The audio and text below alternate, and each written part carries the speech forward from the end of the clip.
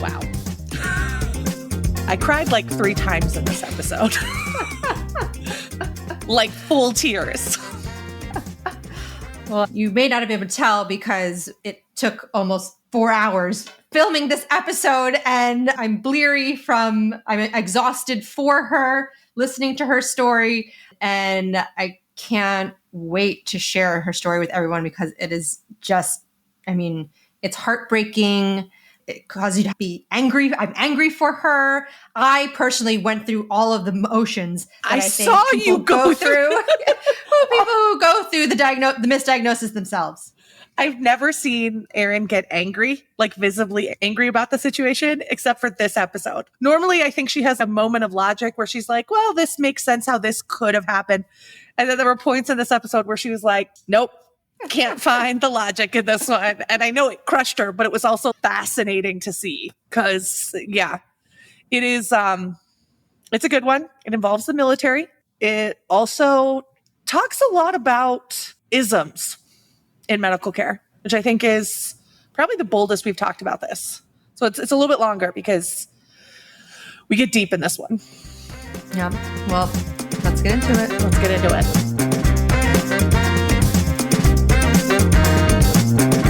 Hi, Rita. Welcome to the Medical Detectives. Thank you so much for joining us. Hi, Dr. Nance. Thanks so much for having me. I'm excited. This is my favorite part of the week because every time I show up, I'm like, is this going to be interesting? Because I'm like, how many stories? Guess what? There's an infinite amount of stories. And Rita, I'm very excited today to hear yours. Yeah, I appreciate you having me on. Well, Rita, I want to start a little differently because I feel like for your story, I want to cut straight to the chase and hear what happened on the day that changed your life. Yeah. So in 2015, I was 25 years old. I was working full-time at a local hospital. I had just gotten married. I was 3 days shy of being married for a month. My daughter was about 18 months old at this time, and we had a really active life, and she was the most amazing thing that ever happened to me. It was really in that excited honeymoon phase of life. So getting to the specifics of the day that changed everything for me, the onset of my symptoms were very spontaneous and abrupt. I woke up that morning and I felt perfectly fine. I breastfed my 18-month-old daughter as I normally do. I did my normal morning routine and headed to work. I worked in med-surg oncology and nursing. And so I was on the floor at 7:30. I did my round of 8 to 10 patients, and I headed back to the charting room to do some notes. And I never came back out of that room the same ever again. I simply was sitting there, and I put my elbow on the desk. A doctor behind me was talking to me, and I slightly turned my neck to look over at him. And I had this intense, excruciating burning sensation come over my chest, more so on the left side. The best way to describe it is it felt like fire, almost as though someone was holding a blowtorch to just under my clavicle. And I sat there in silence thinking, what the hell is that? So as I'm trying to take in what this provider's saying, there's other people in the room that are laughing. You know, we're a full department, hospital, patients all around in different rooms. And I am just somebody that doesn't like to make a scene. And I kind of just sat there observing, wondering what was going to happen next. Wow. So you're in all of this pain. It's like a burning sensation. Mm-hmm. What did you do next? Well, I just paid attention to my body, and I often describe it as this sensation of drinking boba through a straw. And if you're familiar with that, it's those bigger straws, and as you're sucking, there's that resistance where it's too big to make it up the straw, but you can kind of feel that pull. And I felt a very similar sensation to that. And so after kind of feeling my chest catch on fire, where it felt like there was this blowtorch sensation, quite literally as though I had fire being exposed to my chest, I felt this rise of an object start at the left side of my clavicle and move up the left side, up my neck. And as it started to approach towards the back of my ear, it got much more intense where I started to feel a sensation in my head. And when it got to the back side of my ear, just at the base of my skull, I heard this huge pop go off in my head. And it felt like this rumble. The best way to describe it is when you get muscle cramps in your legs and everything at once contracts. It was just an intense contraction through my whole head. And then my vision and my hearing went out. And you're surrounded by doctors and nurses in the hospital. You are literally in the best, possible place you could be for something like that. And as this is going on, are people noticing something is going on with you? Yeah. So when my vision and my hearing went out, it was just for a split second. It was like 2 to 3 seconds. The pop was so incredibly loud that I would have thought other people heard it too. I heard it in my head, just like that. And I imagine it was the facial expression that I made that caught the doctor in front of me off guard, where he had said, "Is something going on? Are you okay?" And I said, "I know this sounds really weird, but I just had a huge pop sound in my head and my vision and my hearing went out for a split second." And he said, "You look incredibly pale. You look white as a ghost." And the nurses around me then jumped in and started taking my vitals, took my blood sugar, did all the questions of like, "Are you pregnant? Have you had anything to eat this morning?" And everything checked out fine. All my vitals, everything was normal, except for the fact that I then within a couple minutes was like, "I feel very sick. I feel like I'm going to vomit and I don't feel like I can sit up anymore." So they said, "We need to get you downstairs to the emergency room." And somebody ran off and grabbed a wheelchair that had a oxygen tank on it. They put me on it. They threw the tubes over my ears and they rushed me through the back of the hospital, took me down to the ED and started to check me in. And at that point, somebody had already reached out to my husband and made a phone call to him. So it was really quick. So you are in the ER. These are your colleagues who are working you up. What was it like to be in that situation as a working nurse in the hospital in the ER?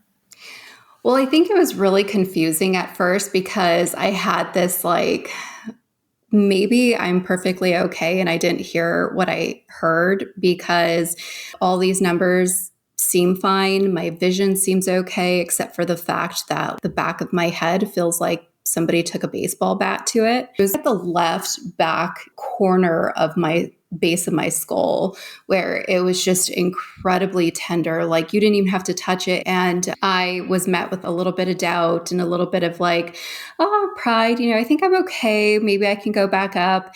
And by the time my husband rolled into the emergency room, which he got there really quick, luckily, he was in town at the time. He was off of work. My husband's military. So around that time, usually he would be gone. But he rolled in and came into the room. And within a couple minutes, they said, "Are you on any medication?"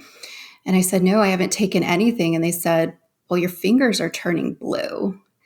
And I looked down at my fingers and it was probably about to right here, that just like the tip of all of my fingers were turning a tinge of a blue color.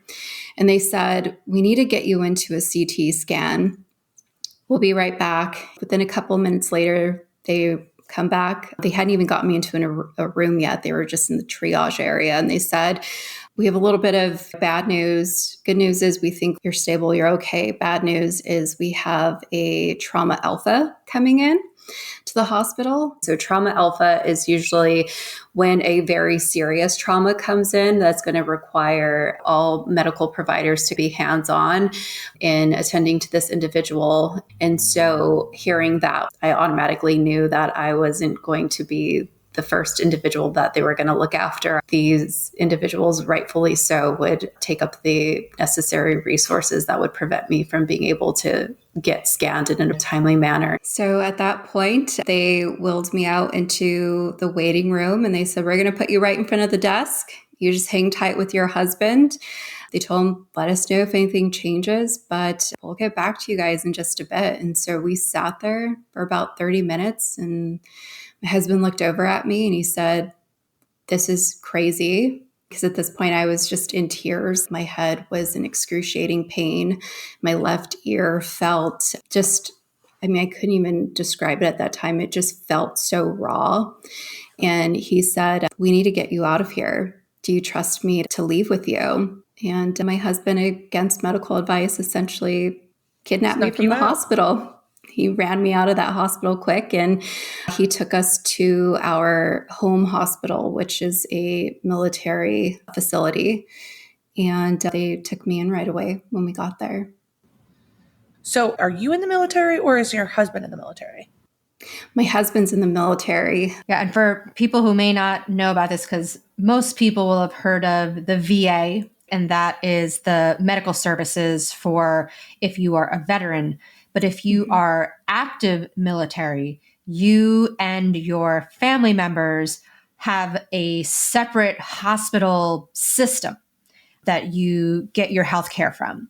And so I'm assuming that's the system that you went to. Mm-hmm. Exactly. Yeah. So they take me in right away. They put me in a CT machine and bring me back out. And within an hour of observing me, they say, hey, everything checks out really good. There's nothing that we saw of obstruction or dissection. Like, you are clean bill of health. And they said the body does some really weird things sometimes. And you notice anything, come back. But it's a Friday. It's October 16th, 2015. You come back and let us know if things change, but take the weekend and relax. And we'll put a referral in for a consult to neurology just in case as a follow-up, but you're good to go home. And probably at this point, in terms of what is appropriate for emergency room care, is that they're probably looking for, and you mentioned it, like a vertebral artery dissection. They're looking, did you have a massive stroke? And so it sounds like they cleared you from those life-threatening illnesses, but you weren't given any pathway to figure out what the cause might have actually been. Yeah. All right. So you go home. Were you having residual symptoms from the episode, or how did things go from then on? Yeah, so my symptoms actually progressed within just a few hours. By that evening, I began vomiting. I had a very distinct taste of metallic in my mouth, as though I'd been like sucking on a piece of metal. That's an awful taste. Yeah, it's such a terrible taste. And I thought, did I just have an abrupt onset of heartburn? I was so confused by the metallic taste. And of course, the back of my head was an excruciating pain. I developed photophobia, so light sensitivity. I couldn't be in any lights. I couldn't look at my phone or watch TV. I would see lightning flashes all across the room. Whenever I would blink, it would just be like lightning everywhere. I developed after images within a day or two after being released from the ED. What are after images? Yeah, so after images, it was actually quite, I had never experienced it before. I didn't even know it was a thing, but it was disturbing in the sense of like, you could be watching a show or you could walk in the room. Say if I'm laying in a dark room and you walk in and there's a light in the back of you lighting up your silhouette, your image would stay within my field of vision. as I would look beyond you. So as I turn my head, you would stay in my field of vision. Just an outline of you would stay in my field of vision. It would happen when I would watch TV, when I would look at my phone. I could blink and the after image would stay there. It was pretty distressing. That's terrifying. Mm-hmm. It was a very, very odd thing. And it was distressing at first. But I think the most distressing portion of all of the symptoms at this time were probably the onset of the trigeminal neuralgia that had set in. Sometimes it's referred to as the suicide disease because it's incredibly painful and unfortunately has led to many people feeling as though they don't have options because of the limited treatment that is available to support or treat this particular diagnosis. But it is when a nerve, the trigeminal nerve, becomes irritated or there's a trauma to it or infected.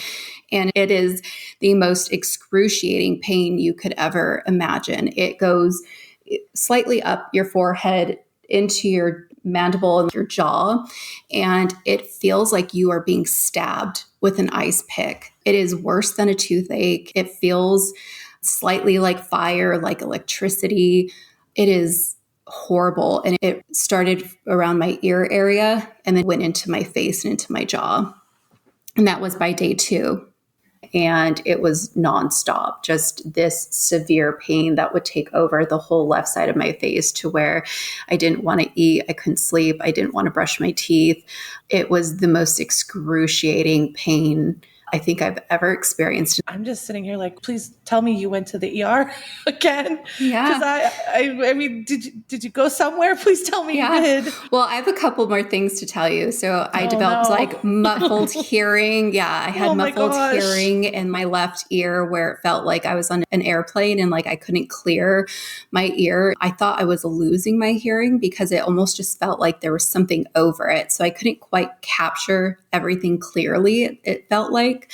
And immediately it was only on one side. So everything was one side of the body. It was not affecting the right side at all. But the one portion that led me to finally go back to the hospital was I had the pressure developed in my head where it just felt like really heavy or like I was drowning or like trying to gasp for air in my head. It wasn't anything in my lungs, but it was just like, I can't catch my breath in my head. Like I feel like I'm drowning in my head, and it is so difficult to put words to, but it almost in a sense is like suffocating where you're taking as many breaths as you possibly can, but that air is not reaching your brain. And you feel the disconnect between your lungs and your head where it's like, okay, my body is getting enough air, but my head overall is not able to like absorb or it's not being transported there.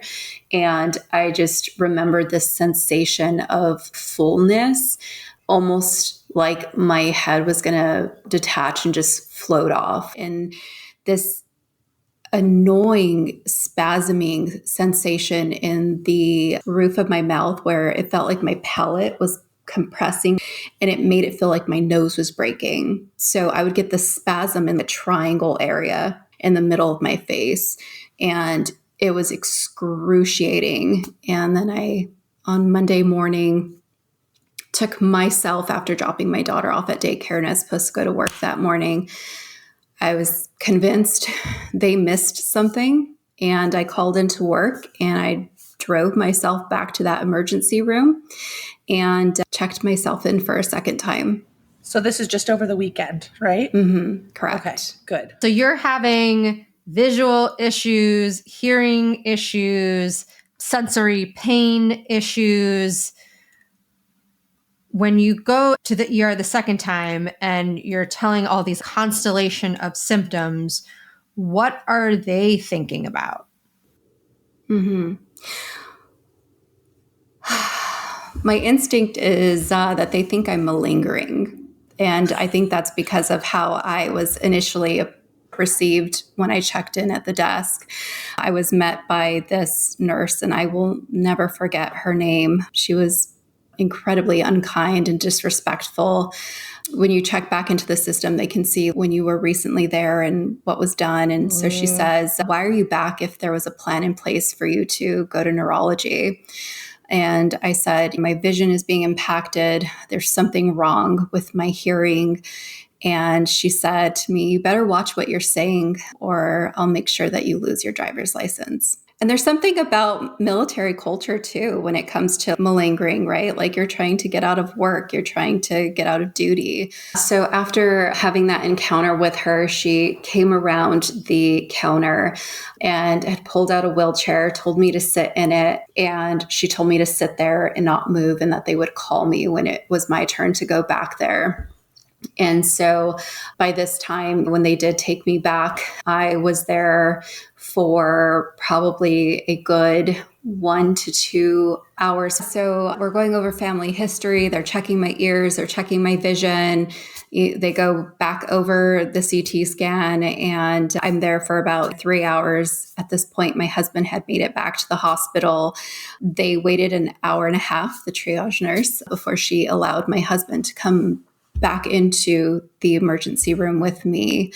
And finally, when they allowed my husband back in, I had a emergency room doctor that I hadn't met, didn't really have, soft skill set in regard to bedside manner, kind of walked in, said hello to my husband, walks up to me, and with his fingers clasped, he snapped in my ear over and over several times, very, very close to my ear. And he goes, do you hear that?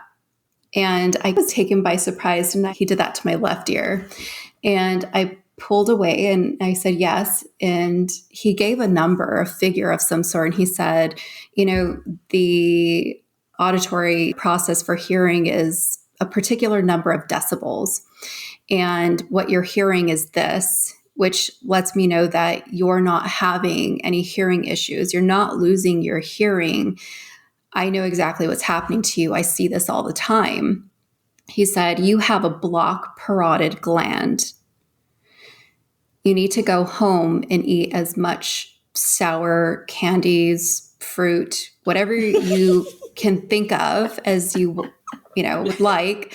I want the candy diagnosis. Right? I want the diagnosis is like, go home and eat some candy. Yeah. And I mean, at that point, I'm just like, this is crazy. I'm being prescribed lemon heads. Like, this is insane. And so he says, go buy whatever you want and just eat it as much as you can until you can express that gland and it'll go away. And at that point, my jaw was a little bit swollen. You could actually see that it was swelling a little bit. And they discharged me with the orders to go to a local candy store. Oh, okay, hold on. Erin, is this as common as she says it is? Because I've never heard of this crap. I swear I would know if someone I knew got diagnosed with a candy condition. Well, the parotid gland is part of what produces saliva. So I'm assuming the point of eating the candy was to try and unclog some duct that was blocking the saliva, which was backing up and causing this swelling in the back. So I myself have never treated any parotid gland issue, but I can theorize, why they would say that. However, it makes no sense. It does not even come close to explaining the majority of the other symptoms that you have. So I can understand that this would be something that perhaps could be affecting that hearing in your ear. But for all the other things that you just described, it wouldn't cover that. And at this point, when he was talking about naming off all the different candies, I'm drooling of the mouth of are we sure that's what's happening? Because I don't think I'm having any issues with this. So yeah, we left there and we followed doctor's orders. We went to the most expensive candy store. We bought way too much stuff. I actually remember going to bed that night as we were watching a TV show, and I had a migraine. It was really hard for me to focus on the TV, but kind of popping these various different candies into my mouth. And even before I would put them on my tongue, I just would feel this rush of, just salivating. I think when somebody even describes eating hot Cheetos with lime, it's just that natural, normal response where your mouth starts to water. And so I remember thinking, this is probably the dumbest thing that I could take part in. And this is not my actual diagnosis. I cannot believe I'm engaging in this because it's not going to do anything for me. And at that point, I think after about 3 days of trying different candies, and quite literally to the point in which my tongue was on the verge of bleeding and blistered because of how much sour candy I was sucking on, and it didn't do anything for me. It never had any benefit or effect on my condition. And I think in retrospect, when I reflect on that, it's quite infuriating, to be honest, to think that somebody that would be dealing with something so severe as trigeminal neuralgia would have been snapped at in their ear so aggressively and dismissed as having something like a parotid gland. Not to say that that's not significant. I imagine that is incredibly painful for the people who do experience that. But to just go home with a bag of candy felt humiliating and shaming in a sense. And then, I had some more symptoms that developed within the next couple of days. I then develop unequal pupil sizes, and I start having difficulty turning my neck. It feels just incredibly tight, almost as though my neck is going to spasm. I have a hard time raising my arms above the shoulder area, where if I reach above, like say to get in a cabinet and get a cup or something like that, it feels like I just did so much weightlifting. My arms just feel fatigued. And it's not that I can't do it. It's just my arms are just exhausted if I raise them up. I can do anything down here, but above my head, they start shaking within just seconds, and I can't support my arms up. And I start having these intermittent loss of vision where it seems like my vision's kind of going in and out. And then I have the onset of a migraine, which is for about a week long. And that's what ultimately led to my third emergency room visit within a week. So within like a 10-day period at that point. So the third visit I go in, they give me fluids, they give me medication to take my migraine away, and then they discharge me and send me home. Did they know your pupils were different sizes? Yeah. So what would actually cause it was when they would shine a light in my eye. So other than that, they would resume their normal size, but they would respond differently to light. And so then they thought that it wasn't that big of a concern, given that I had a CT scan, I have a neurology appointment coming up, I have a blocked parotid gland. And so it was just kind of like... But they don't know you have a blocked parotid gland. The only proof is that guy said you had it. Like he didn't see it. You're discharged for the third time with the same instruction, which is follow up with a neurologist. Mm-hmm. Yeah. So after that third ER visit, I remember going home that night and I felt quite embarrassed. I remember thinking that my husband didn't sign up for this. He asked a healthy, excited, young, able-bodied woman to get married. And so there was a lot of guilt and shame in that, and feeling as though I was going to stop his life from being anything meaningful, especially because I didn't know if there was any sort of neurological disease that was going to be found at this point and what that would look like or what it could potentially progress to. And I also started to consider just how trapped I was in feeling that I was not going to be cared for or taken seriously because my insurance was exclusionary, that I had to continue going to this facility. I couldn't go to outside care, even though there was like 10 other hospitals around me, right? Like there was one that was like 4 blocks away from my house and I couldn't go there. And I remember thinking like, I'm going to commit a financial crime to my family if I even just walk into an emergency room outside of the military installation for care because it's not affordable. It's not obtainable for people to continue living a normal life after you undergo uninsured care. And so I just felt very trapped and as though I had no options available to me to do anything different. How long until your appointment with the neurologist? Like how long do you have to wait? So onset of symptoms were October. My referral was for the first week of December. Okay, so do you not do anything until you see the neurologist? Well, no, I actually go back to the emergency room for a fourth time. Okay. Yeah. Yeah. Okay. Yeah. So now you've probably officially been unofficially diagnosed as a frequent flyer. Yes, everybody knows me by name. They know my car. I get privileges driving on base. So I'm in the emergency room the fourth time because I have chronic vomiting.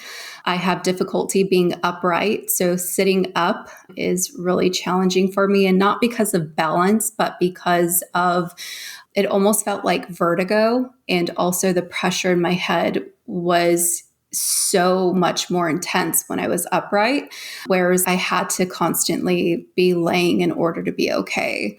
And when I came into the emergency room at that point, the pressure was so incredibly intense. And I had the most severe migraine and I was just vomiting. And if you've ever vomited with a migraine, that is just like 10 out of 10 awful. That is the most excruciating pain. And this time around was the first time I had a female emergency room doctor at my bedside. And she came up to me and she said, "This is crazy. And we are hospitalizing you to do a workup. Finally. And I'm so sorry that you've had to go through this, but we're not doing this anymore." Finally. Yeah. So I was admitted for, I think it was 2 or 3 days. They did a full brain spinal cord MRI. They found that there was a demyelinating process going on in the brain, but it looked like it was a little bit older. Didn't seem like it was anything too new. Spinal cord. So what is that demyelinating? What is We've had a previous guest where we talked about the myelin is the sheath and it helps the signal conduct from nerve to nerve to nerve to nerve. Oh, okay. Mm-hmm. And so if that myelin covering is what we call demyelinated, we've lost the myelin cover, the nerve has problems communicating with the other nerves. So it sounds like the MRI, they have found some things, but they are not concerned that those are active problems. Is that what you're describing? Yeah, they don't believe that there's anything progressive going on. They did say, okay, the region of the brain that it was found, that alludes to an area that we usually see multiple sclerosis. And so we're going to do a spinal tap. Usually it takes about 3 to 4 weeks for us to get back the results for that because they send it somewhere off out in like the Midwest or East Coast for it to get tested. So they did a lumbar puncture on me. So a lumbar puncture is a procedure where they essentially put a needle in between the vertebrae in your spine and puncture the spinal cord so that they can obtain fluid, which is your cerebral spinal fluid, and be able to essentially test it for various different things depending upon what they're looking for. And the hospital that I was at is, like many hospitals, a learning facility. And so I had approximately 6 individuals standing around my bedside watching this spinal tap or lumbar puncture be done. And it was very unsettling because the individual who's doing it, it was their first time. And I gave consent because I am definitely, I still work in healthcare and it's important to people's development that they get these experiences. And so I was like, yeah, if she wants to go for it, sure. And in the middle of it, she said, "Oops." And the attending doctor had to step in and physically support her and help. And it was incredibly painful. And then afterwards, they were like, "Hey, you're going to have to lay on your back for a little bit longer than we anticipated." And they took the specimen, and they got it out to where it needed to go to get tested. And then I was discharged later on that night. I have a terrible feeling that oops is going to come back around. It does, but I think this is where I want to take us back a little bit and give some context as to where I was in life at this point. When all this happened, and, describing the onset in October of 2015, I was in my mid-20s. I was a mom of an 18-month-old little girl, and I was just 3 days shy of being 1 whole month newly married to my husband. And we knew we were going to get married, but as a lot of military families do, our wedding was to be put off in the spring. And he unexpectedly got some wild orders out of the country. And with that, we had to adjust so that I would be a dependent and be able to go with him. And we made it official. And prior to getting married, we were incredibly active. I used to run a lot. I worked out multiple times a week. If we weren't at the beach every evening, we were there on the weekend. We were just always on the go, and fitness was never an issue. And at this point, after I had that lumbar puncture, I was set to have an appointment to have my overseas screening done to essentially be approved for my health to be allowed to move overseas with my husband. And at that point, because of all the emergency room visits and the hospitalization, I had to put off that appointment about 3 separate times. And so when I was discharged from the hospital, within 2 days of that, I was in the office for my overseas screening to essentially be cleared. And I found myself hunched over the chair of the doctor's console table, vomiting. I had already vomited 3 times. My dad drove me to that appointment, and I just looked horrible. I felt horrible. I had no idea what was wrong with me. Mind you, I just got discharged from the hospital. And now I definitely couldn't sit up. I couldn't hold my head up. I had the worst migraine in the world. My vision, lightning strikes were amplified by 1,000. It was horrific. It had gotten so much worse. And in that moment, I thought, this is it. I have multiple sclerosis. I was convinced, this is MS. This is going to ruin my life. And as I'm sitting in that office with her, she said, this is, again, like the previous female provider, this is crazy. Because, mind you, the doctor, the neurologist in the hospital who was working me up, he knew that we were set to move overseas, and he had to sign paperwork saying that I was fit to go prior to me going to this appointment. So he signed off on me as a neurologist saying that I was stable and that I could move overseas. And so in this appointment with her, she said, this is crazy. I am not signing off on you to go out of the country with some unknown neurological disease that could potentially be taking place. And I started crying, and I was like, this is going to tear my family apart. This is going to separate us. And she said, you're not healthy enough to go. I can't let you go. And so she pulled my papers and said that I was not allowed to travel with my husband. I get it now. It's a hard place to be in. You don't feel good, but you want to be good enough to be able to be with your family. Mm-hmm. Right? It's a tough spot for the physician because in the end, we're not there for what you want. We're there for what you need. And sometimes that is at odds with what you want. So I certainly empathize that was just devastating. But in the end, she was probably the only person speaking the truth. Yeah. Well, and it was really conflicting too, because, you have various different providers in similar-ish roles. For the most part, they're colleagues. They work with one another in various different capacities. But to hear someone say, no, this person has a clean bill of health, they can go. And then this person's like, you are neurologically not well. Yeah. It just created so much confusion for me where I was like, I don't know if I'm okay, or maybe I am, but I feel like I'm dying today and I'm convinced I have MS. And so she gave me a hug and she said, "You're not going overseas. You need to go back to the emergency room right now." And so sent to the ER again. They say, "No, silly girl, this is not multiple sclerosis. This is a spinal fluid leak." And so that From the lumbar puncture. From the lumbar puncture. And oh God. The lumbar puncture mistake caused a spinal fluid leak. And so I had no spinal fluid around my brain. And they told me I needed a blood patch, which is a very invasive and painful procedure to try and fix these kinds of leaks.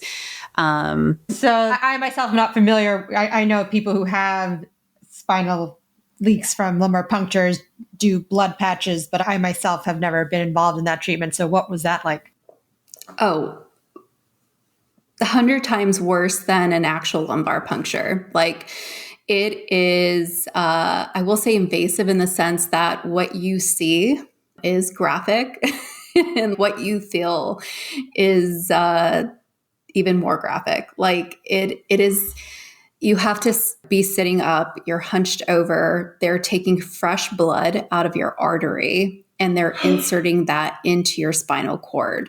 So there's an anesthesiologist in front of you that's doing this out of your forearm, and then they're handling the tube over to the anesthesiologist who's behind you, and he's injecting it into your spinal cord. And when you don't have spinal fluid around your brain, that is incredibly excruciating. I mean, it feels like I can only imagine like a fish out of water. That's the only way I can describe it. And when you lay down, you're perfectly okay. But the moment you're upright, it is horrific. It is the most terrible thing ever.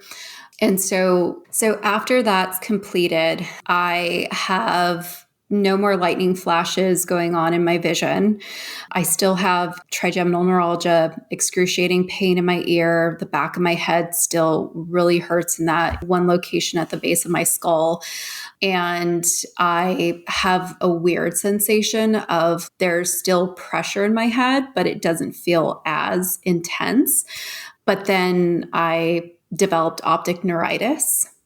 And so then it was just like my eyes were incredibly painful at that point. And that's whenever I started to get referred out to neuro-ophthalmology, ENT, audiology, cardiology.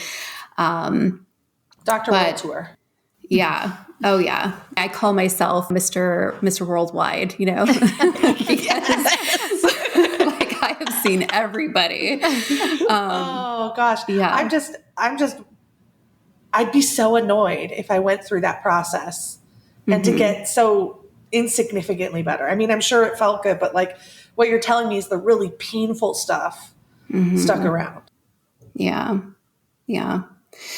And it got more painful because I had to stop working. And in order to take extended leave from work, I had to have extended documentation supporting evidence that was essentially provided from my provider, giving me the time off from work, saying that I was being treated. At this point, I'm a huge advocate for mental health. I love therapy. I've been in therapy since the birth of my daughter with postpartum anxiety. And so I was going to my therapist and telling her what was going on. And I think in some way she was devastated for me of like, you're a fairly new mom, you're newly married, you're supposed to be moving out of the country. Like, WTF, Rita, what is happening? And I shared my concerns of like, I'm going to lose my job. This is going to end everything for me. And I haven't been able to get a doctor to sign off on me being on an extended leave from work. And she's like, hello, doctor here. I will sign off on your paperwork. And I never thought of that. And so she signed my paperwork. I submitted it to my job with a little bit of apprehension of like, okay, I leave work because I have a pop in my head. I'm gone for 2 weeks. They're hounding me like, hello, you have work. And then they get paperwork from a psychologist. Like, That's pretty weird. And so the story that I was creating, the picture that was coming up, made me feel, I think, a little self-conscious. And I already started to develop a little bit of shame for what was taking place for me. So it was by Halloween at this point. I had already had my workup done. I was out of the hospital. I had, within a 15-day period, 5 ER visits, hospitalization, my workup done, and my blood patch. And then I was discharged. And Halloween, took my daughter to 2 houses to trick or treat, submitted my paperwork to my job. And the extension was from beginning of November until February. I think it was like 1st at that point, to kind of get me over the hump. And then we were going to see where we were going to go from there. So at that point, make it a whole month through November. Weird symptoms kind of subsided, but then some others came up, and then others exacerbated. Like the trigeminal neuralgia was the most pronounced thing that I was experiencing, and the stiff neck. I then ended up finally attending my first neurology appointment. And I go into that neurology appointment, and this female provider's there, and she opens up my chart and she starts reading it. And I'm just, I'm ready. My husband couldn't get off work, but my mom is there with me, and we're going to get these results, and we're going to find out if I have multiple sclerosis that day. And she says, I need you to give me a couple minutes. I'll be right back. And that's not good. Right. Yeah. I was just like, crap, like this is definitely what I have. And so she walks out of the room and she comes back and she says, you're going to have to reschedule. You're actually not my patient. Mm-hmm. What? Yeah. She says, you're not my patient. The neurologist that worked you up needs to be the neurologist that gives you the results. And I don't know why you were put on me. You are with Dr. So-and-so, and he needs to see you for these results. I am not the person to pick up his patient. I'm sorry that this creates confusion for you, and I'm sorry if this angers you, but you will not be getting any results today. So I left that appointment. Did they tell you when you'd be able to get in and see the doctor that was supposed to see you? It would be another 2 weeks. And so I left. I waited another very long 2 weeks at this point. And the day that I had my follow-up with that provider, I went in and my husband showed up with me that day. And the doctor says, oh, I remember you. Weren't you the patient that had meningitis? And I said, no, I've never had meningitis, like ever, like never in my life. And he said, oh, okay. Well, let's look at your results. And so he opens my chart. He gets very quiet. And then he says, so I have some bad news, and not bad news that you have MS, but when we sent out your specimen, there was no signature that was put on it. And so your CSF wasn't actually tested when it got to the site and they disposed of it. So we don't know what the actual results are because they never tested it. I 100% know why that lady did not want to see you, because she did not want to deliver that news. And that was my suspicion as well. And, I'm now at this point, like I look at it with various different perspectives, right? Like, yeah, shit happens, things happen. Providers have huge caseloads these days, and there's so many places in which errors can be made. But that at that point just felt so incredibly egregious. And also at that point, I had just found out a couple days before that I was pregnant with my second child. And so the neurologist told me, the good news is that you're pregnant. And so if this is multiple sclerosis, you'll most likely go into remission. Yep. I've heard about that before. I'm just, in my mind, I'm so mad because it's not one mistake. It's now two mistakes. Somebody's now screwed up it was the initial spinal tap they screwed up, correct? And I'm sure you're not eager to do another one based on your previous experience. And I couldn't because I was pregnant. And so the thought was, you will potentially go into remission. Like, if this is MS, this is great news. This is hopeful. And what we can do is, when you give birth, we'll do another round of MRIs on your spinal cord and brain and see if there's any progression or changes. And then we'll handle it there. But go home and enjoy your pregnancy. And I was just like, this is going to change my life. And so we hadn't even gotten out of the parking garage from the hospital when we walked out of there with that information. And my husband's calling the detailer and was just like, you need to do something. You have to help me out. My wife, I can't leave without her. She's pregnant. There's potential that she has a neurological disease. I will literally do anything. Like, do I need to get out of the military? Like, what is it that I can do? And we kind of sat there with that uncertainty of like, this is the closing of the window. We don't know what's going to happen. Worst case scenario, you're going to move away for about 4 to 5 years by yourself. 4 to 5 years. This was a really long assignment. That was not a... Yeah. And then 3 days later, we got the news that they were going to let him just stay where he was. And I entered my pregnancy incredibly anxious, thinking what could potentially happen to me if this is more progressive and it doesn't stop. And I grow increasingly more sick.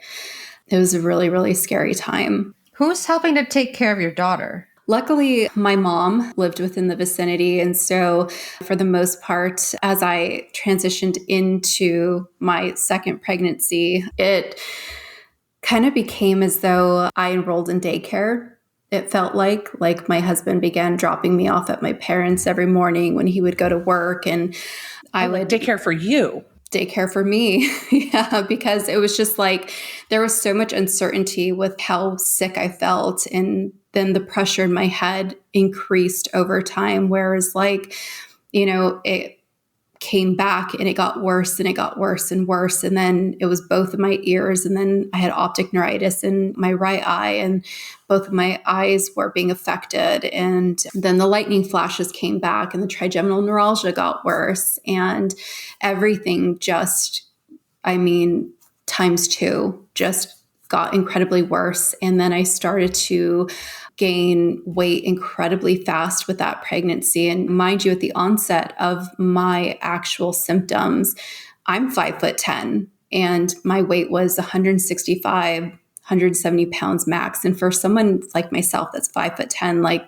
that's not someone who would be deemed overweight at that point.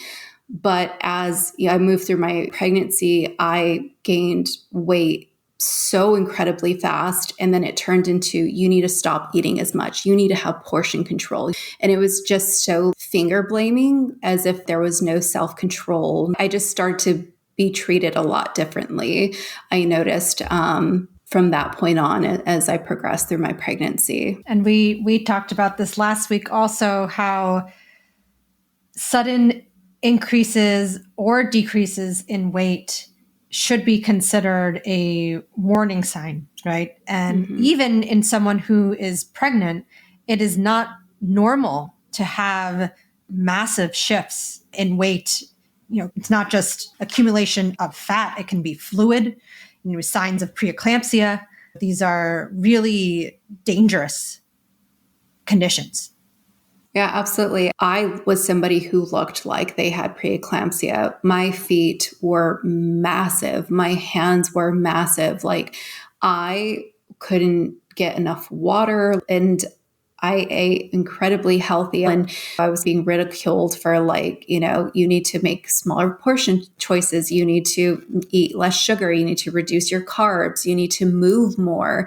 And I'm about 3 months in. So 3 months into my pregnancy, which is 5 months into onset of my symptoms, I go to neurology follow-up, and I'm there because I need A, to be checked up on, B, I need an extension for this letter for my employment. And I go to the appointment and he says, I want to try this exercise with you and let's just see what happens. So he hands me a plastic bag, and it's one of those drawstring plastic bags that you get when you go to the hospital and they tell you to put like all your garments in and things like that. And so he hands it to me and he says, I want you to roll it down and make it into almost like a paper bag size.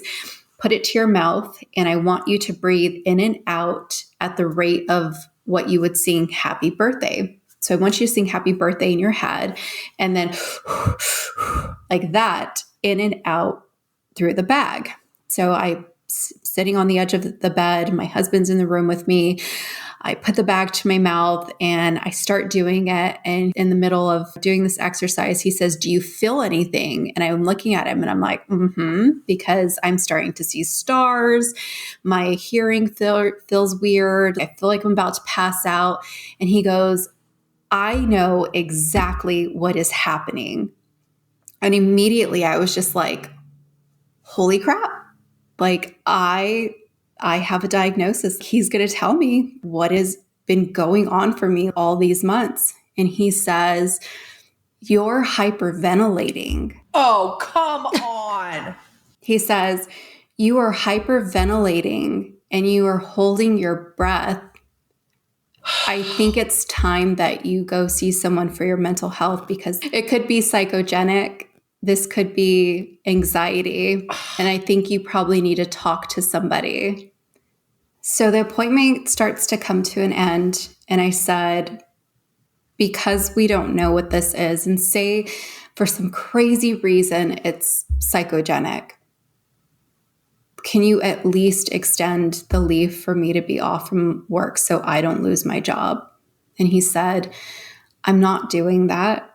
I think that you need to be home with your children and prioritize your husband's career. And I'm not comfortable signing those papers. So it had nothing to do with your health. This man wants you to just stay home and be a baby mama. Sorry, I'm so incredibly livid for you. You are so calm, but I am so mad. Not that there's anything wrong with being a mother and staying home. That is a totally viable option.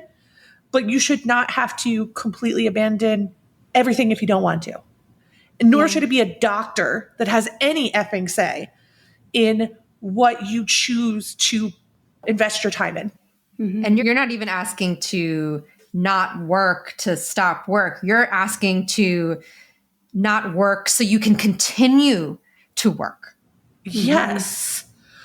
So he's just taking away your future ability to work by damaging your, oh, that is so shady. I am so sorry. I am so incredibly sorry to have to be dealing with what you're dealing and then to deal with that.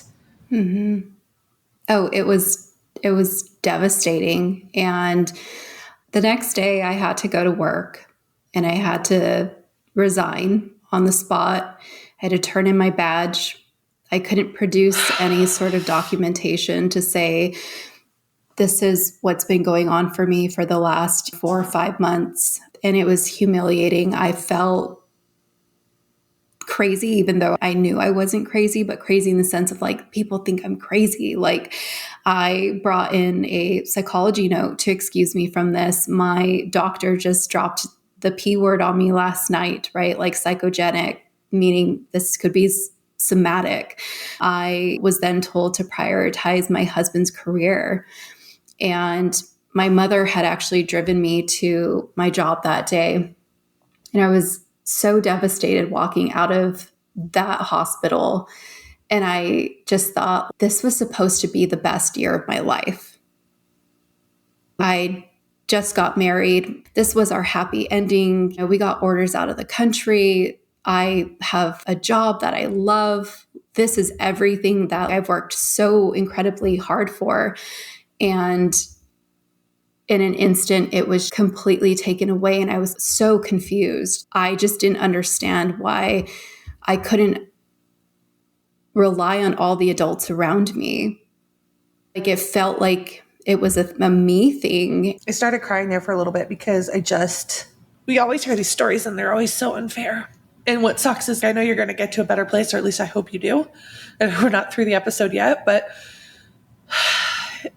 so many times the suffering that people face is unnecessary, right? But in this situation, somebody took something from you because of nothing related to your medical.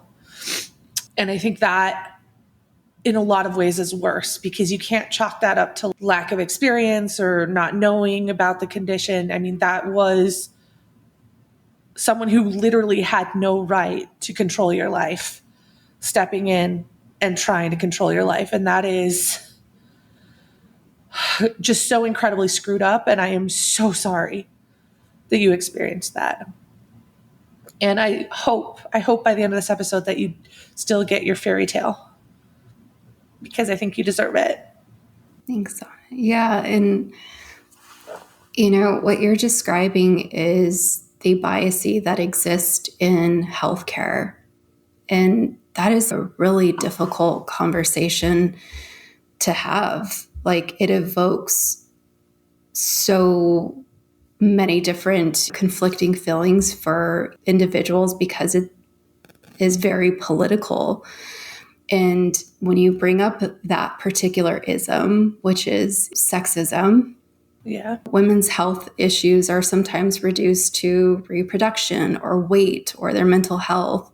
Mm-hmm. And this is why you've started this platform and this podcast, because the women that you've brought on here are sharing a common theme without calling it for what it is, which is that there is sexism in healthcare.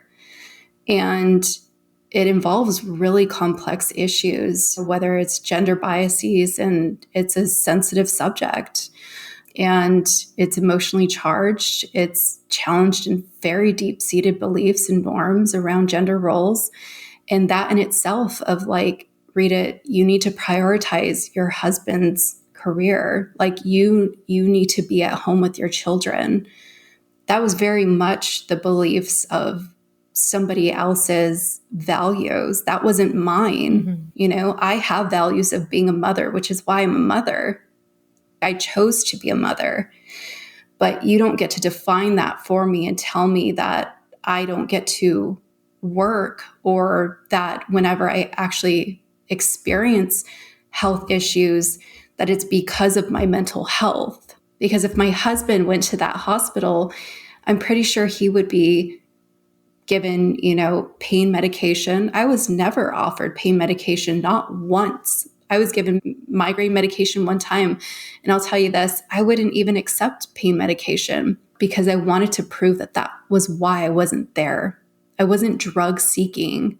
I was trying to figure out what was going on for me, because it doesn't make sense that you live a normal life and then one day like that, it's all over. And then you all of a sudden can't sit up and then everything's just going completely wrong. Rita's absolutely right in that there are systemic biases in medicine. There's racism in medicine. There's sexism in medicine.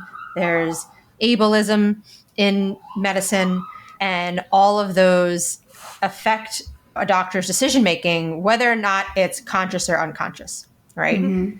Sure. Well, yeah, and I think we take it to even like another step further, you know, that sort of bias that even plays into military culture. And I'll be one that says military is not my identity. Like, I never served, but I am someone who has lived most of their life within that healthcare setting. That is primarily what I know and what I've received for a majority of my life. And what's deeply ingrained in that culture is masculinity, strength, and resilience. And so when sexism in the military is discussed, it can be perceived as an attack on that culture. And many people might even feel very defensive because they see it as a very highly respected institution that represents discipline, sacrifice, and even, national pride. And so acknowledging sexism within the healthcare system, but even within that institution, may feel like you're undermining the values and even the image of the military itself. But this is my story, and I'm someone of privilege. I have a bigger stick to swing.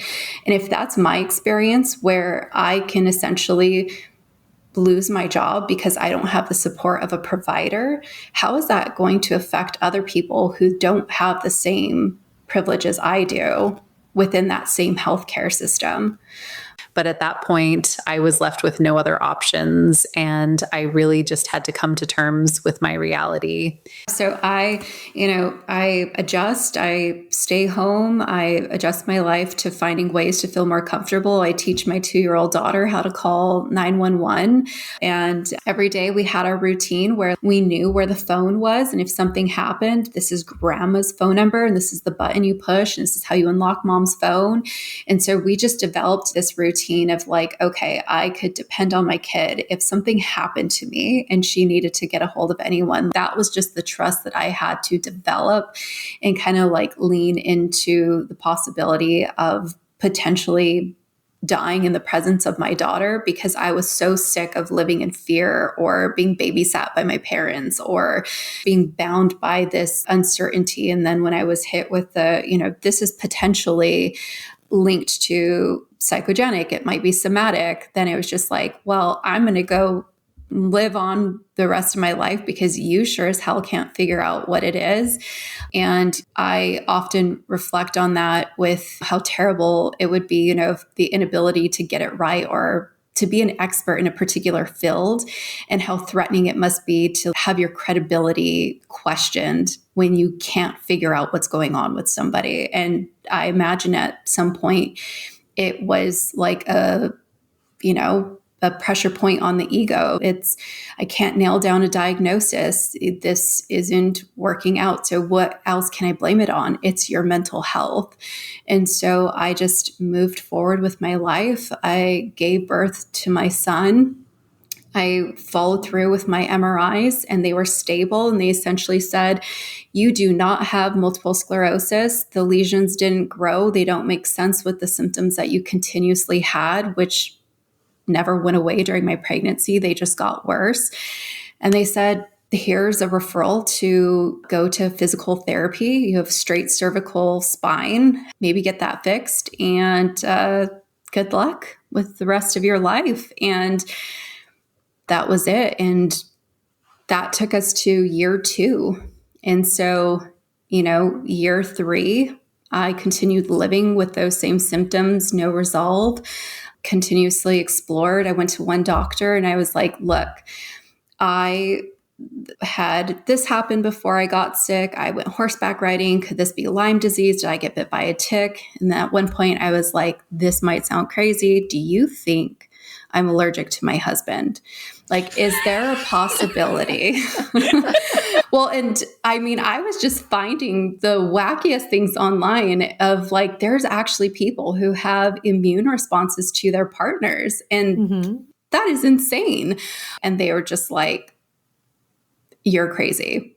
Like, you're not helping. Yeah, like this is, go eat some more candy. Yeah, go have some more candy, breathe in a bag.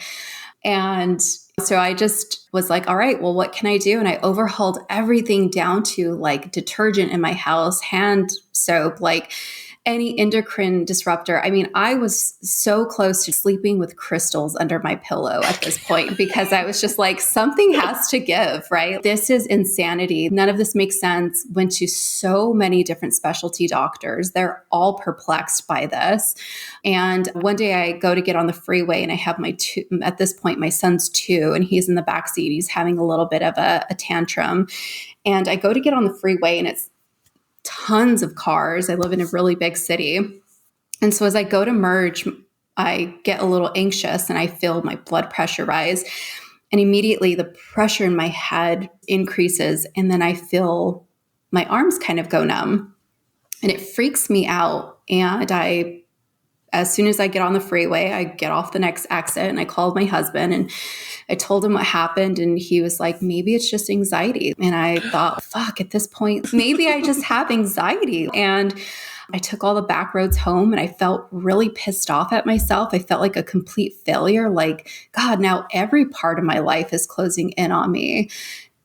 I go to my therapist, and love her. I've had such a long relationship with her. She's seen me through so many different elements of my life, from birth to marriage. And I go to a therapy session with her and I told her what happened. And she looks at me and she goes, Rita, do you know what that's called? As I'm describing the sensation of like my arms went numb and I just had so much pressure in my head and my whole body. And I was like, no. And she goes, you don't know what that's referred to as?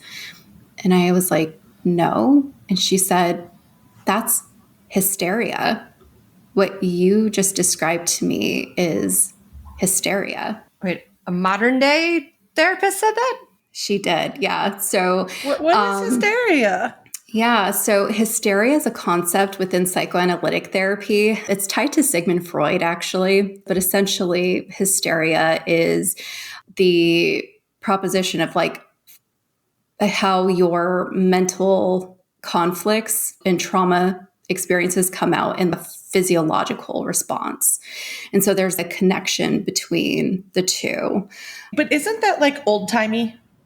It is. It's more so now described as psychogenic or somatic or things like that sort. And just so you know, the root word of hysteria in Greek is uterus.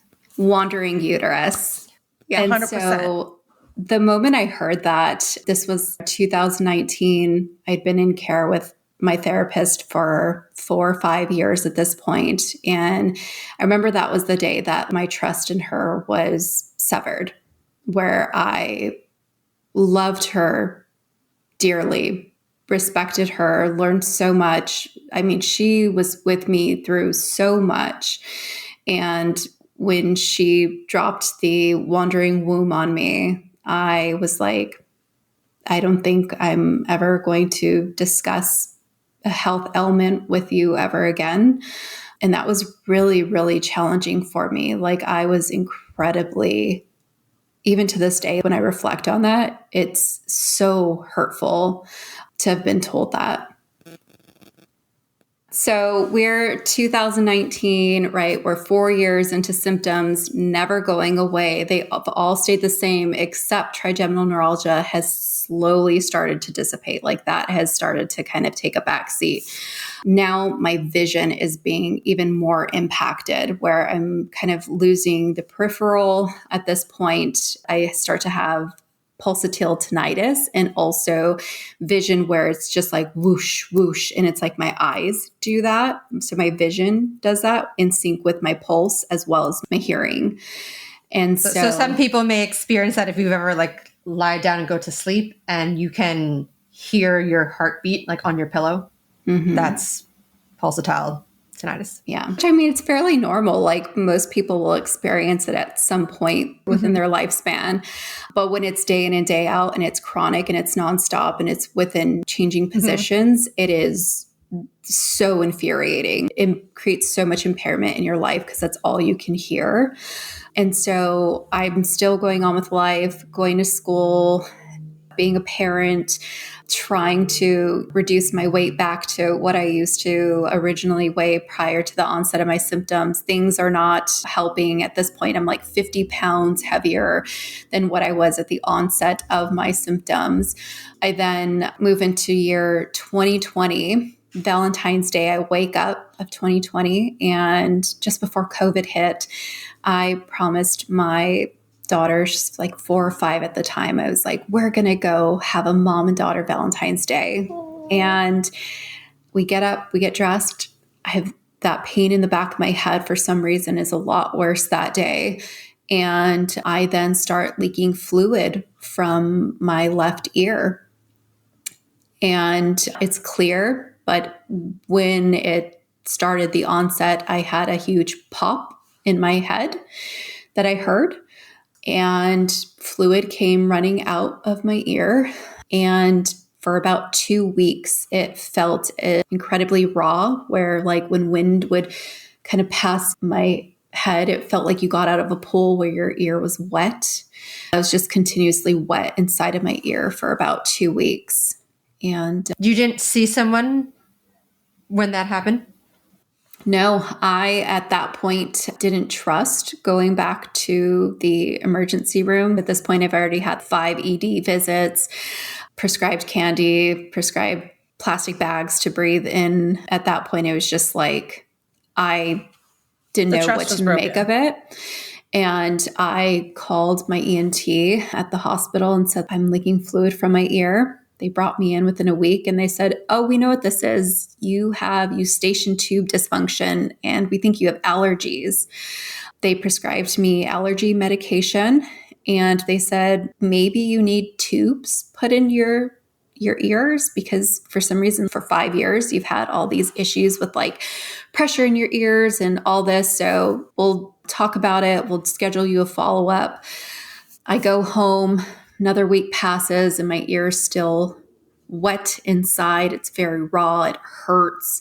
And I call them like, hey, are we going to schedule a follow-up? And they said, you know what? There's nothing more we can do for you. And we think it's a risk to place tubes in your ears, in your eustachian tubes at this age. And so just get comfortable and take the medicine that was prescribed to you. And they refused to schedule me a follow-up at the ENT. You know what's happening? And this has never happened on the podcast before, but I can visibly see Erin getting a little angry. And I don't think I've ever seen her. She's just like, and it's so subtle, right? But I've been on enough podcasts with her that I could just see in her face. Yeah. She's not pleased with that treatment choice.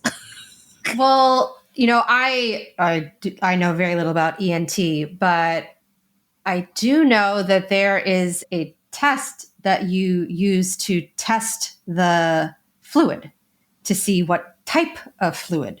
If it has glucose in it. Correct. Well, you know where I'm going. Yeah. Okay. But I'm going to assume that they did not do that test. No. So that's 2020. Move into 2021, same. 2022, pressure's still there. It's getting worse. 2023, the pressure is so intense and painful.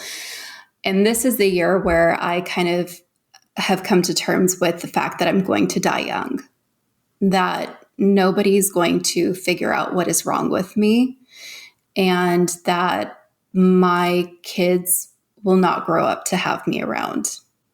Living with these chronic symptoms and not knowing what the reason is for it was incredibly isolating, and I think more so mentally challenging than actually physically challenging, although it did create a lot of physical impairment for me. And I think overall there was oddly some weird sort of like self-induced acceptance for how impermanent life is that I just kind of wrapped my mind around, where I essentially just thought every day could be the day that I would die, and not having any sort of clear answer or direction where to go. I think I just eventually stopped really talking about what I was experiencing, although it was every day, all day. And I think for the sake of not wanting to overwhelm my family, I stopped talking to them about what was happening. And I just had to keep living my life. I raised my children. I went back to school. I got a completely new career and profession, but the whole time, every day, I was living with this. And it was isolating in the sense that none of my friends even knew. I had never shared a single symptom with any of my friends. They never knew anything was going on with me. And I remember the day that I finally told my friends, 2 of them in particular, about my diagnosis. They were really shocked and expressed a lot of concern to me, because they were just like, aren't you scared? This is terrifying. This is huge. And I remember saying, I've been dealing with this for close to a decade now. And there was, I think, even within them, a little bit of disbelief, because how could somebody lead such a, quote unquote, normal life when having lived with such debilitating symptoms? And I think that in part, it's one of those things of you're not really wanting to make a big deal or be seen in a negative way, what you're experiencing. And I think in a sense, I started to even just minimize my own pain and suffering for the sake of other people's discomfort. And I didn't want to die, and I didn't have a plan to end my life. I just knew that my condition was going to take my life. I felt it in my head. I told my husband, I am going to die of a stroke someday. There is something vascularly wrong with me, and nobody has listened to me. And he begged me, like, go to the doctor. We will go to a different hospital. We will try something different. And I didn't trust anybody. I did not want to go through the ass pain of, being given a fucking plastic bag to breathe into. I didn't want to be told to go buy lemon heads to suck on. So when my husband actually exited the military and we had a change in insurance and I could start going out into the civilian world, I had already just created this belief that if this many specialty providers who've spent most of their life studying and gaining expertise, whether it was cardiology, audiology, neurology, neuro-ophthalmology, that nobody else was going to be able to figure out what was going on for me. And there was just a lot of shame that I had developed. And I think at that point, being a young mom to young children and having a partner who's transitioning out of the military and just going through the degree process with my own education and so many moving parts that I didn't necessarily have the emotional energy to reinvest. I wasn't at a place where I felt like I could even start talking about it again. And that year, I started to develop what is referred to as visual snow. So when you look at a TV screen, when you're a little kid, it's almost like poltergeist, right? Like all staticky and things like that. I started to develop visual snow within the peripheral of my vision. So just a lot of static around the side of my eyes. And at first when it happened, I thought it was a one-off. And then it got worse and worse and worse. And that was around August of 2023. And the pressure was getting so bad that I couldn't turn my neck. When I was at work, I could barely get off of my chair and go get a patient from the waiting room. Like, it was so intense.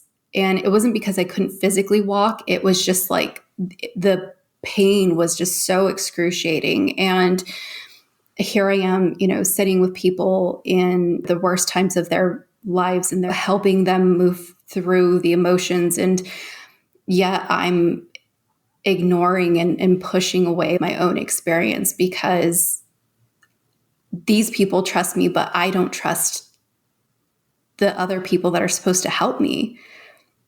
I can't even trust to go to a neurologist or a doctor and tell them what's happening. And finally, around November, start to come to terms with like, okay, I'm going to go to my primary care doctor. I'm out in the civilian world now. I can probably convince him to give me a neurology referral. Then he's going to think I'm crazy because now we're like year 8 or 9 and nobody's figured it out. And so I was like, okay, I'll start small and I'll ask for an endocrinology referral because I needed one of those anyways. And I go in with 2 requests for referrals. And he said, what makes you think that you need a neurology referral? And I said, well, we can take care of that next time, because I got really scared. Like, I was just like, I don't even know how to have this conversation with him. So he's like, yeah, I'll give you an endocrinology referral for this complaint. And so he gives that to me. A few weeks later, unrelated, I go to my eye doctor with my kids just for a routine eye appointment. And it's December 22nd, 2023. And I almost canceled that appointment that day because I had to drive on the freeway to get to this location and I just didn't feel well. And I ended up making it to the appointment. And as I'm sitting in the chair and he already checked my children's eyes and he's looking at my eyes, he pulls away and he sits back and he looks at me and he goes, "How are you feeling right now?"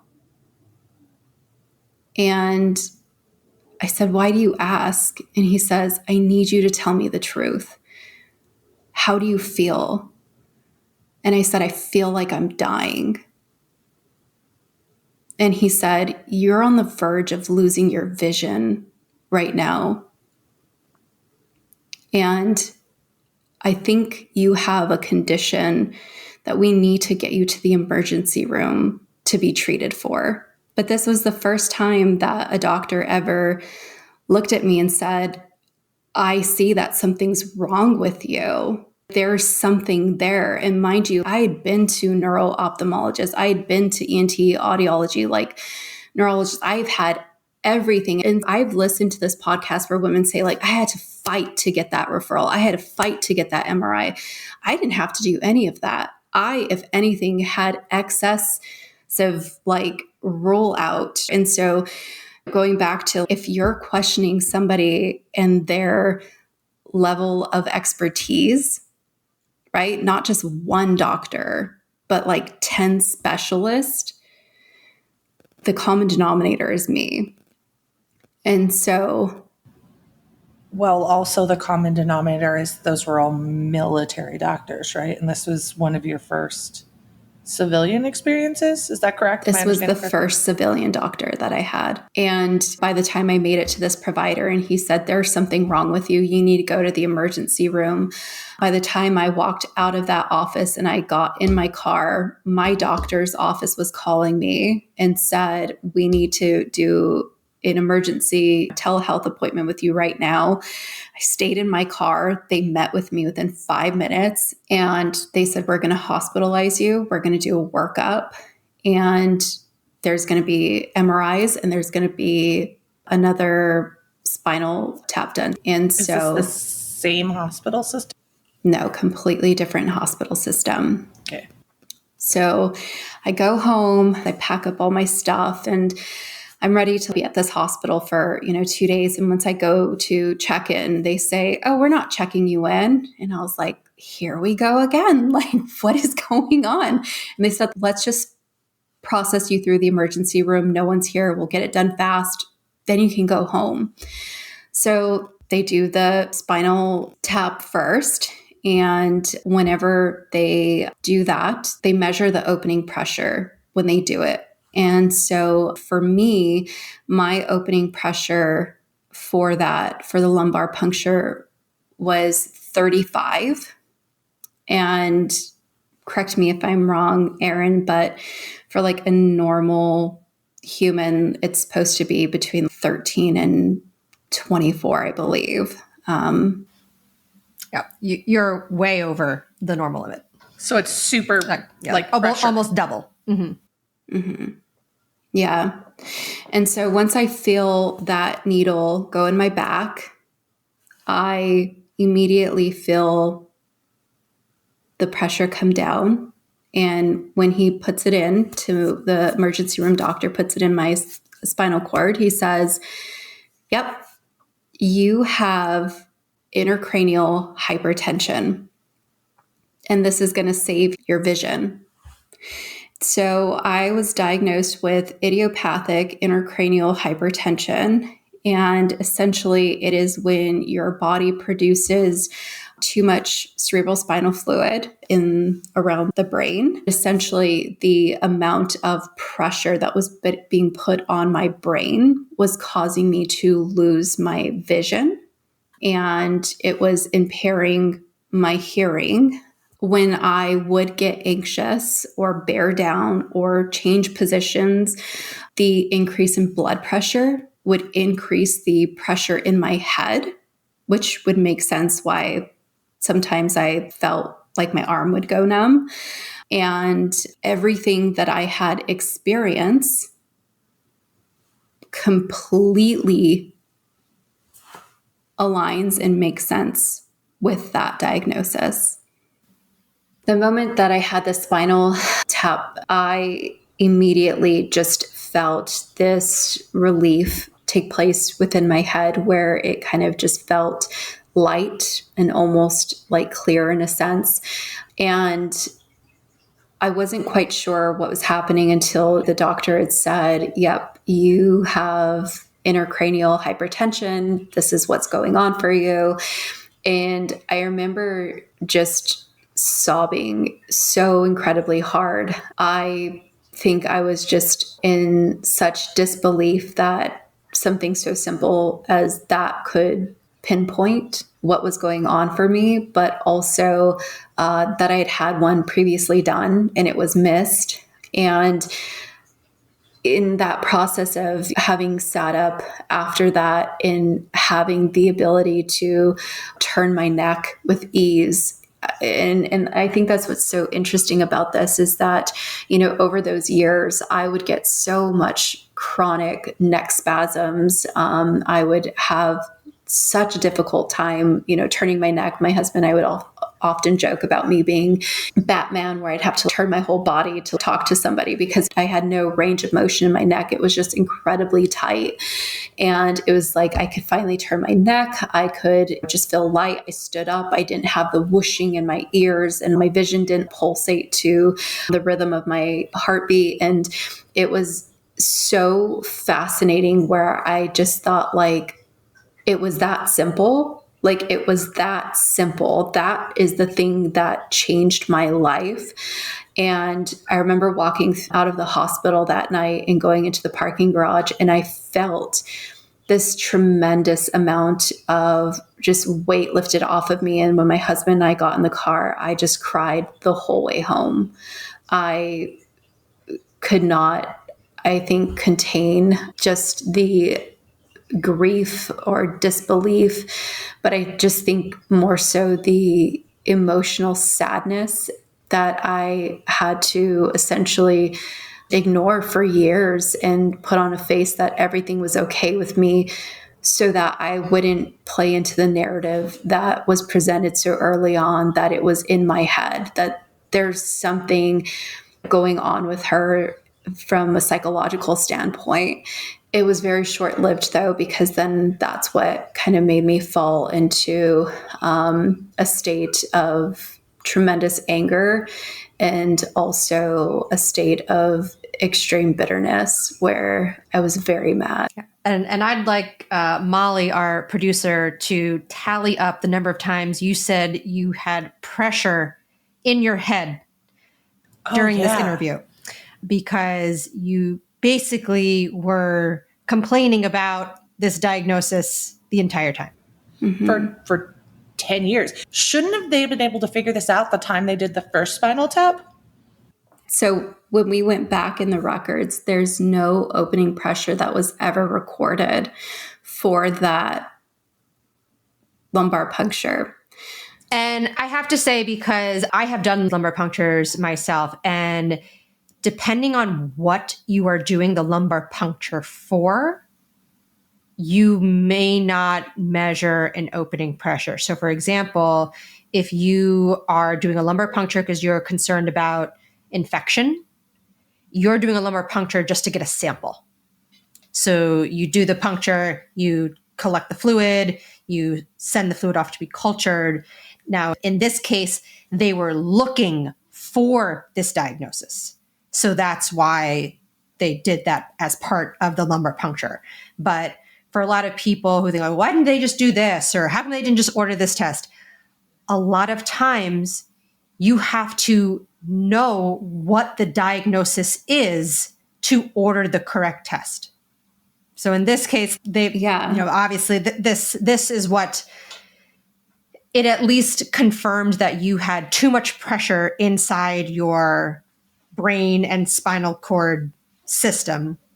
So once I have this lumbar puncture, they confirm that this is what it is. I just have so much relief come over me where I'm just like, oh my God, we finally have a diagnosis. It's freaking CSF. The elated feeling of relief and excitement and hope of having finally figured out what is going on was so short-lived because I had spent so many years emotionally and quite literally physically trying to survive. And I myself was completely shocked with the immense amount of anger and sadness I was met with, and also just this level of, I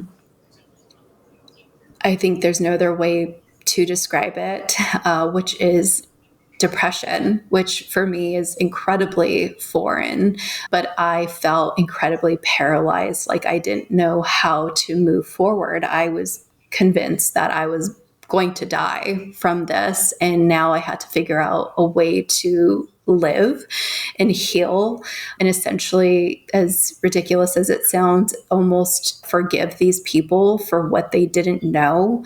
How could something like this go so unmissed for so long? And I think what is led into this next portion of it was like, okay, where does it originate from? So I had an MRI, you're good. Angiogram, you're good. That's nothing in regard to that. I go to my first follow-up appointment with a new neuro-ophthalmologist. Never met him. It's like 1 to 2 weeks out from being finally diagnosed. I'm optimistic. I'm like, awesome. I'm going to go into this appointment. We're going to figure out where the hell this is coming from, or at least just this fixed it.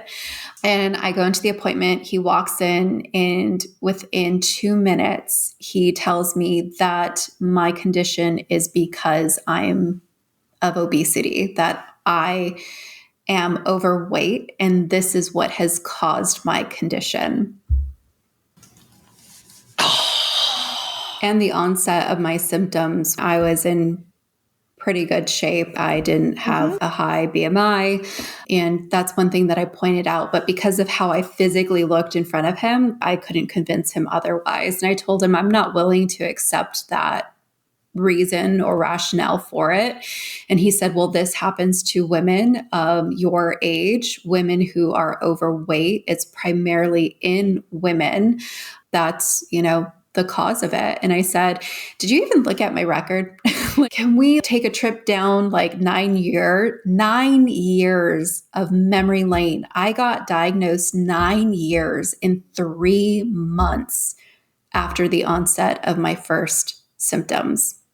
And your first symptoms happened when you weren't overweight. Again, it's a side effect of what you were facing, not the cause of it. And there's literature that supports that. And I actually chose not to go back to that doctor ever again. I never returned to his office. I waited 6 months to get into a new neurologist out in the civilian community world. First time he saw me, he was going over my history, and he pulled up one of the tests from the initial lumbar puncture that I had in 2015, that first one that I ever had. So it didn't get sent out to be tested for the MS portion, but it did get tested for lymphocytes and glucose levels and all those other things.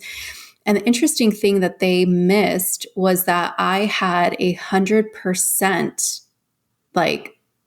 and correct me if I'm wrong, Erin, but it was like 100% higher rate of lymphocytes in my CSF fluid. And so he said, were you sick at the time that you had this lumbar puncture? And I said, no, but 4 or 5 weeks prior to that, I was the sickest I had ever been. I had a respiratory infection. I thought I could somehow get through it on my own, but eventually I came out with bacterial pneumonia secondary to the respiratory infection. And he's like, what other symptoms did you have? And I told him, and he said, I wonder if you had meningitis. Yeah. Yeah. So there's the question of like, you could have had meningitis. And to go back to what you need to test for. So when we do just like a blood draw, right? Part of the blood draw, you analyze the CBC, the components of the blood. And so you may see that your white count, which is normally between, say, like 7 and 12, you may see a white count of 20. So I'm pretty positive you have an infection. But if I did not send that fluid for culture and sensitivity, then I'm never going to know what the infection was. So it sounds like they probably had the percentage of cells, but they, I'm guessing, did not send for a culture and sensitivity. Did that doctor walk into you and be like, aren't you the girl who had meningitis? Meningitis. Yeah. Mm-hmm. So And so there's just all these little things that were dropped. And so 9 years down the road, right? Like we're close to a decade later where we start to kind of put the whole picture together. And it's like, wow, people were dropping some information, but never really following through on it. Doesn't make sense as to why I would feel a boba-like object move up my neck, right? And so when we talked about that, it was like, maybe you had an arterial dissection lower in the chest, like, you know, just kind of going with everything and anything. And at that point, my husband Sounded like you had a venous embolism. So I'm glad that you actually brought that up, because when I actually I finally solved it. It only took me 3 hours. Yeah, right. Yeah. So the crazy thing is my husband and I actually think there's a possibility that that's what it was, because the 4 weeks prior to the onset of all these symptoms, which is rare, right, for like an embolism to an air embolism to wait 4 weeks to happen. But 4 weeks prior to the onset of my symptoms, again, I had a very, very bad respiratory infection. I did have to go into the hospital for that bacterial pneumonia, where I got a Z-Pack. And when I was there, the corpsman in the emergency room actually gave me a IV saline fluid bag because I was dehydrated. And there was a malfunction in the bag where it emptied immediately into my arm without any pause or drip. It just immediately flooded. And within seconds, the whole bag was dispersed into my body. And when it happened, I nearly passed out. And my husband jumped up and yelled and gestured for the guy to come back in. And he ran back in and realized that there was an error and the whole bag was gone. Like it was already all in my body. And he immediately took the IV out, blood shot all over him. And you can actually develop an air embolism from something like that. But the timeline doesn't make sense. Like, could an air embolism just hang out in your body for 4 weeks until it then moves up your neck? Like, what is the likelihood of that? And so I guess it, just all kind of goes back to trying to put the picture together of what could have possibly prompted all of this, but not necessarily knowing exactly what has caused it. There's just theories. But after seeing that neurologist, the pressure started to rise back in my head again, started to impact my vision. So the lumbar puncture didn't resolve it. It didn't take it away. My body just kept making too much fluid. So it would just build up all over again after the lumbar puncture. And whenever I moved into the care of this neurologist, he said, we're going to try something different. This anticonvulsant in particular seems to be pretty successful in treating IIH, and I think it'll work for you. So let's give it a try. He prescribed it to me. It's fairly cheap.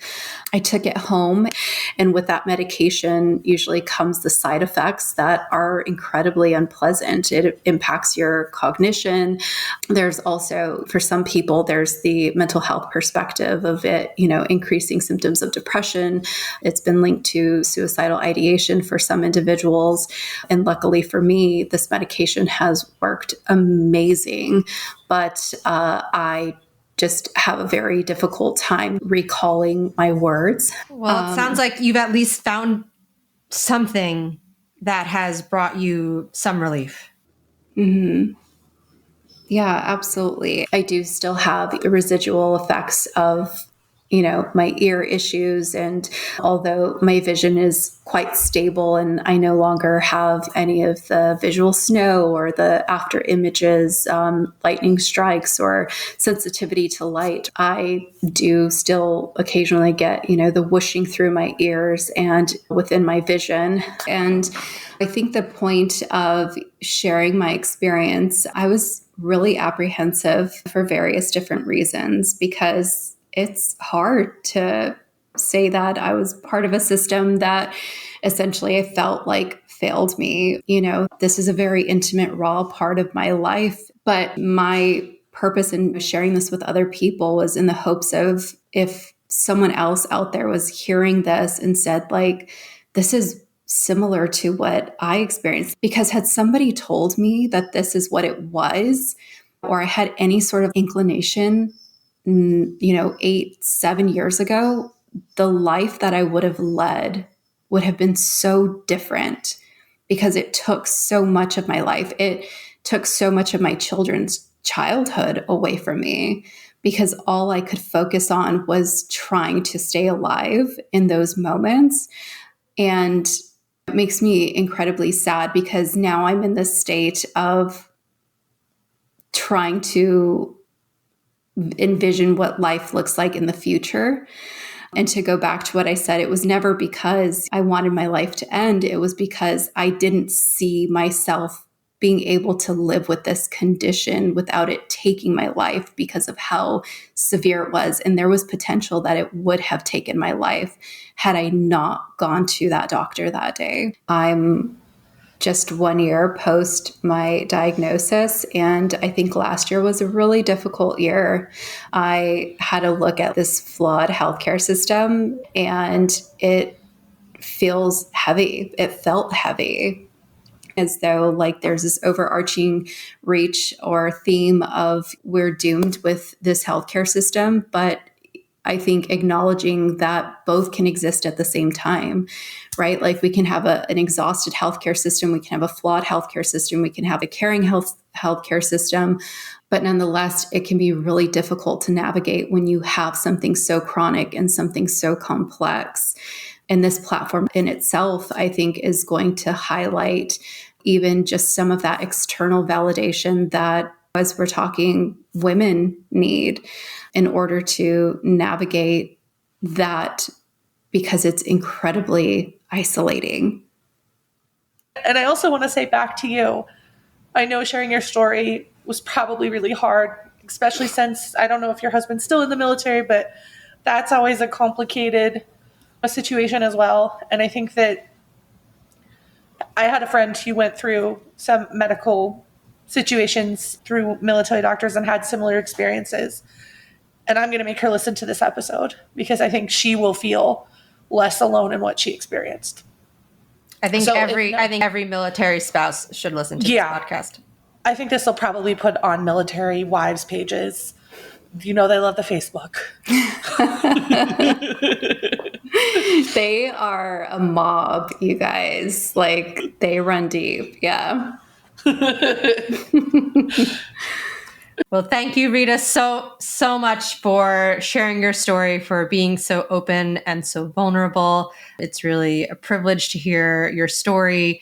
And like many of our other guests, you got a whole nother degree and career in the time that you had this diagnosis.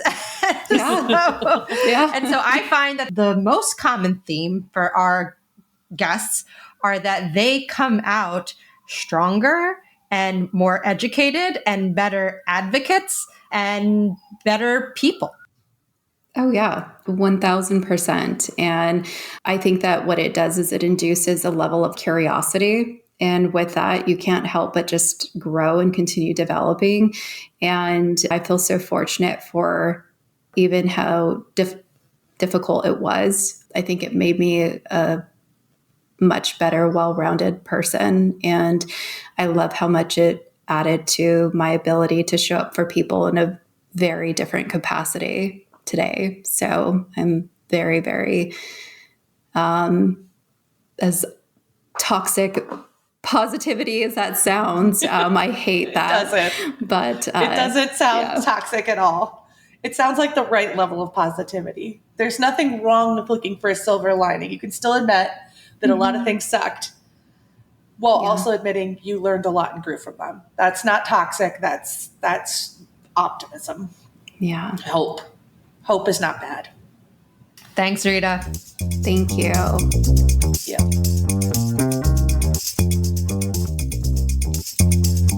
This is the first time we've ever disagreed on anything in an episode, which was wild. But I think at the end, we can all agree that some of this journey was affected by some of the biases that exist in the healthcare system. And I know we talked a lot about that in this episode. But I think what I'm taking away from this episode is that as broken as some parts of the system may feel, that there still is hope. And that it's people like you, Erin, doing work like this, and people like our guest today being brave enough to tell their story that will make the change that the system needs. Yeah. And I think one of the things that I have really learned in my time as being kind of this advocate online is that one of my gifts is being able to see both sides. And just the fact that you can acknowledge both sides is something that is severely lacking, especially I think amongst the medical experts.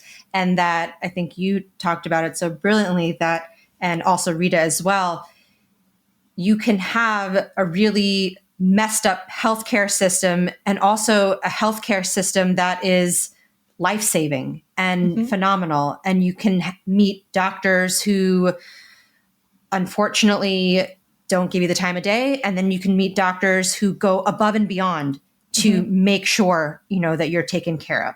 And those two realities can exist within the same system. And I think the more we can do to help people get to the doctors that will provide that life-saving treatment, the better. So it was, I think this is the first time we've really like dug this deep on what I think are some sensitive subjects, but I think it's important and I'm proud of us. We did it. Well, thanks for listening. Thanks for listening, guys.